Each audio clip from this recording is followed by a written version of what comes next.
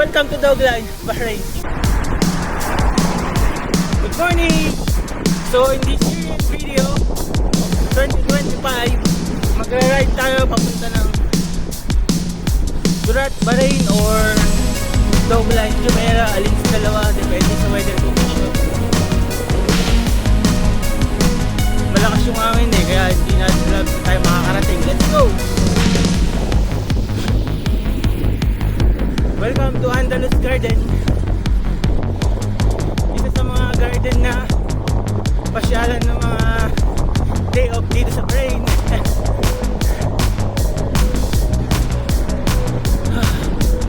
So yun, nakaka 1.6 kilometer tayo. Nandito yung welcome sa Philippine Embassy sa Bahrain. Nandiyan sa left side natin. So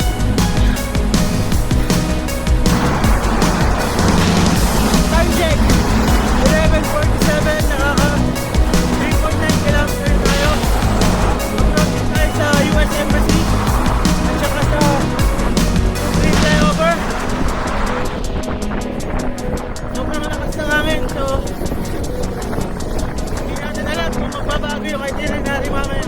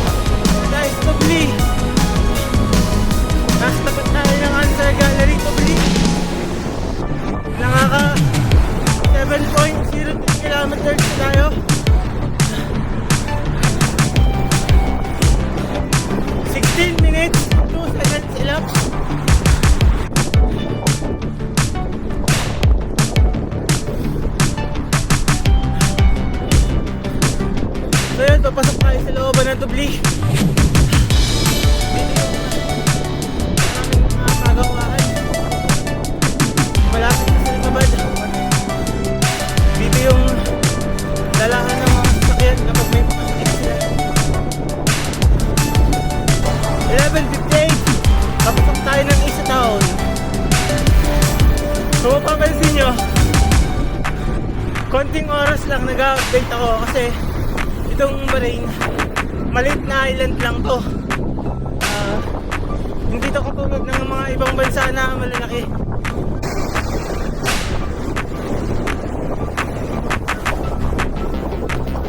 Check it now. 12:06. So nakaka 11.4 kilometer na tayo.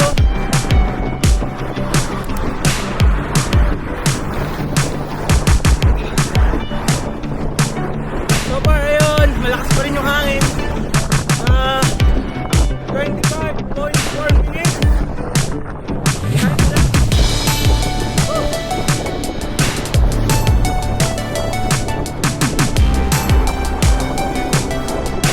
Approaching tayo sa Ripa, guys. Malapit tayo ng Isa Town.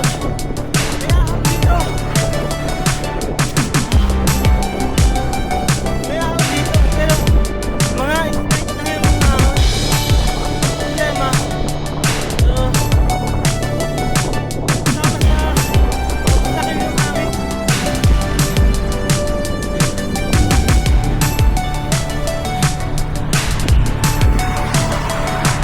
Time check, it's now 12:15. Nakaka 14.2 kilometers tayo. 31.54 minutes elapsed. Shoutout sa mga motivation dyan. Unang-una si Mark Arthur, Ian Howe, mga Team Apple. Lakas nyo makamotivate mga bro, Master at saka Pops. So yun, lumakak tayo papunta sa Clock Tower. Ay, Clock Roundabout pala, sorry. Alam nyo kasi dito sa Bahrain, dito dati, puro mga roundabout. Walang traffic light dito nun. Kaya lang, sobrang dami na ng sasakyan. In-upgrade na nila sa mga traffic light. So, mga ilan-ilan na lang yung mga natitirang mga roundabout dito.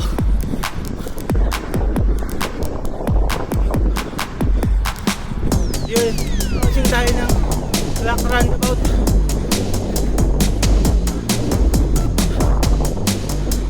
Time check, 12:18, 15.2 kilometer. Hindi tayo ngayon sa Ripa. Nakaka 34.1 kilometers, ay 34.1 minutes na elapsed. So ayan guys, yung ano, black roundabout, famous black roundabout ng Manila. Daming sasakyan, traffic. Oh.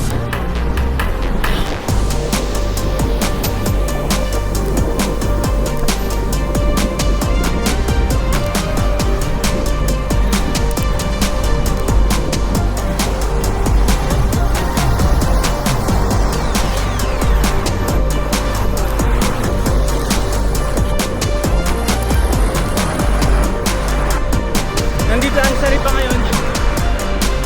Kung mapapansin nyo, yung mga poste maraming plastic na kapicture ng mga hari. Tsaka ng brown print. Kasi dito sa Ripa, taga dito yung royal family. Karamihan sa kanila dito nakatira.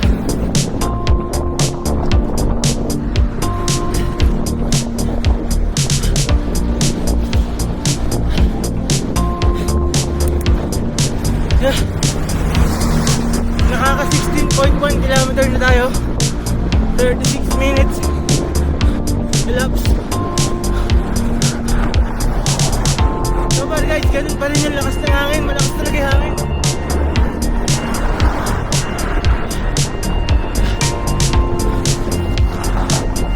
Sa sunod ng mga vlogs ko, ma-update ko na kayo sa mga ganun. Kasi order tayo ng Garmin. Mag-ship tayo to Garmin from IGP Sport. Kasi medyo nagkakaedad na tayo. Lumalabo na yung mata. Hindi ko na gaano makita yung mga details nung cycling computer na gamit ko, which is IGPS PCS 100 newbie.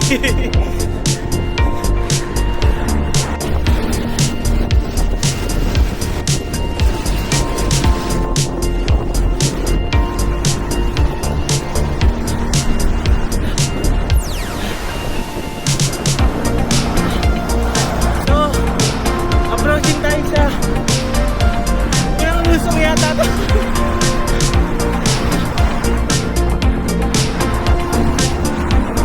Tingnan natin kung hanggang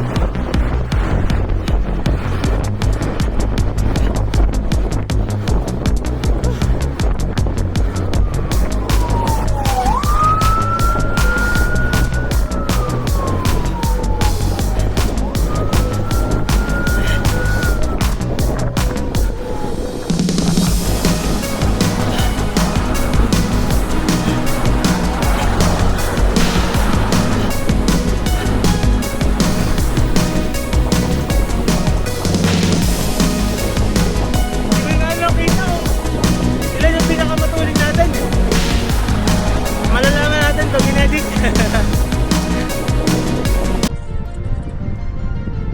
What is the wind speed? Wind speed at Riverline is now 27 kilometers per hour from the northwest. There is currently a wind warning in effect. So yun, hindi siguro natin kakayanin yung yung Durat sa ngayon at saka Dogline. Try natin pagdating dun sa may Salak petrol pump kung medyo gaganahan tayong pasukin yung Dogline kasi sobrang lakas ng hangin.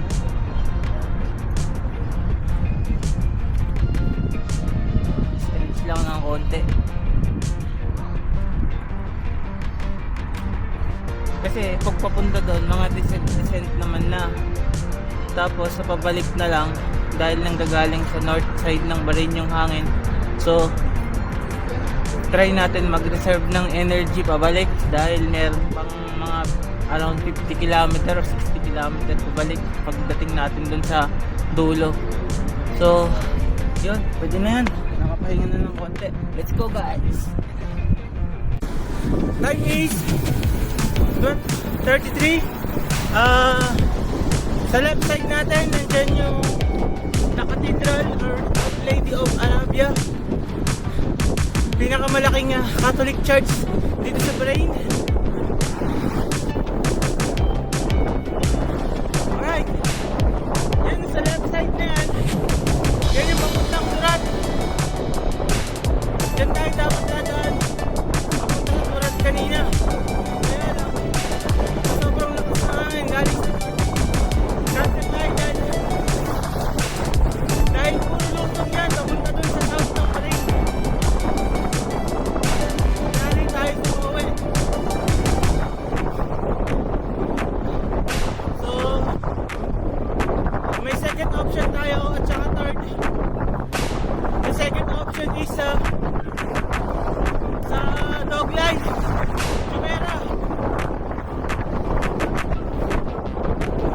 Analyze na natin. Baka mapunta tayo sa third option, which is Salak lang.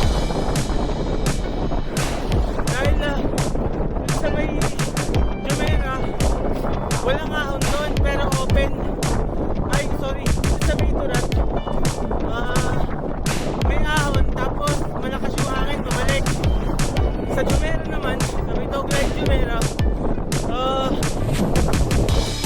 walang ahon pero open yung area tapos malakas yung hangin pa uwi. So, yung third option is Salak na lang muna dahil pag Salak naman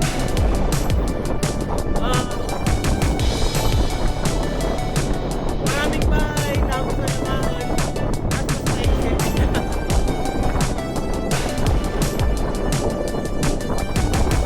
Ngayon, palusok na to pero mabagal pa rin yung takbo ko kasi sabi ko sa headwind.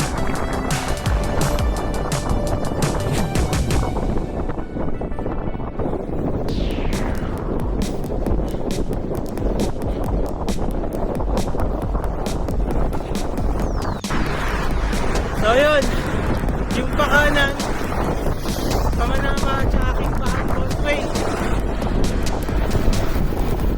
Yung padiretso naman punta ng Salak at saka Bahrain University at saka Jumeirah. So diretso tayo dito. Nakaka 25.22 kilometers tayo, 53.33 minutes elapsed. Grabe lakas ng hangin guys. Approaching tayo sa intersection na papunta ng F1 Exhibitions Bahrain, Near Beach, tapos Dogline Jumeirah. Yan yung magiging third option sa natin. Kaya lang nisip ko, tingnan ko yung oras, mag 1 PM pa lang. Meron ba tayong allowance sa oras? So yun,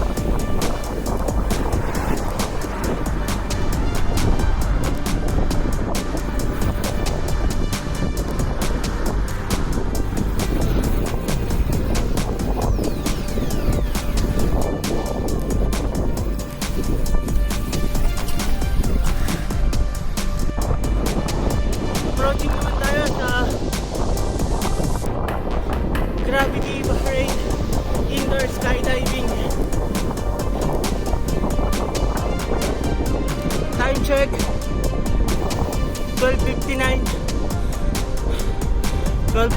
PM, nakaka 30.67 kilometers tayo.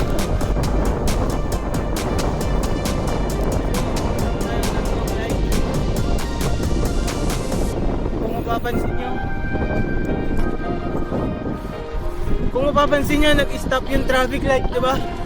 Automatic yun, may sensor yung mga traffic light dito para sa mga cyclists.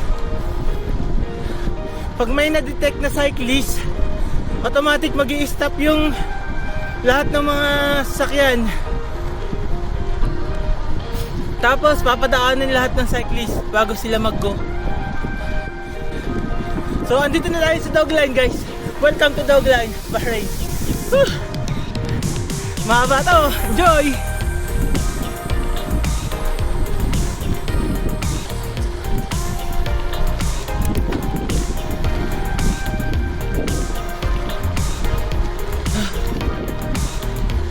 Muhammad bin Zayed Nature Reserve Service Gate. Yun. Hindi siya matatagpuan.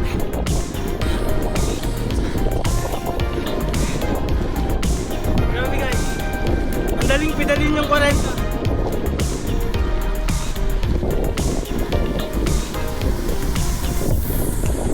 Time check. It's now 1:05. Nakaka 33.69 kilometers na tayo. 1 hour 10 minutes enough. Pumipacing tayo ng 40. Isa lang yung ibig sabihin nito. Dahil win tayo, MTB yung gamit natin, no?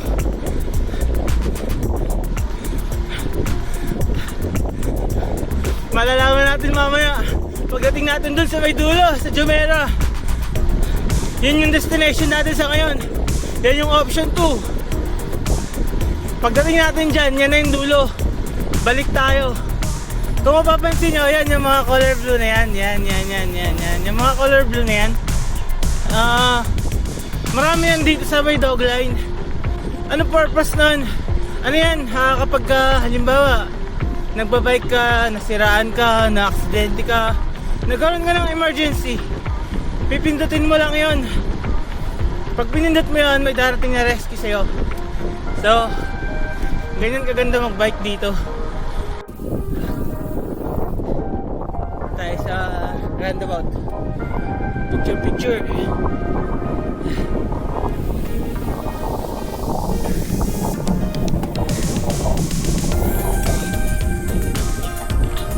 Sana hindi mabol yung pala.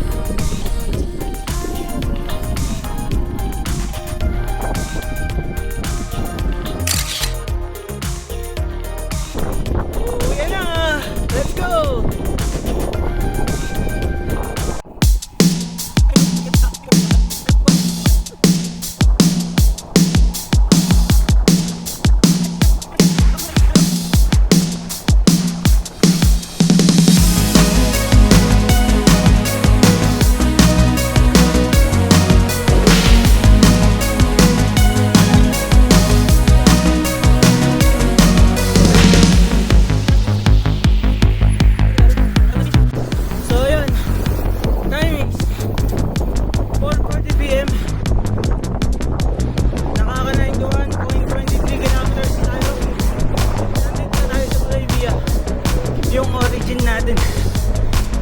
Time is 4:43 PM, naka 91.57 kilometers tayo.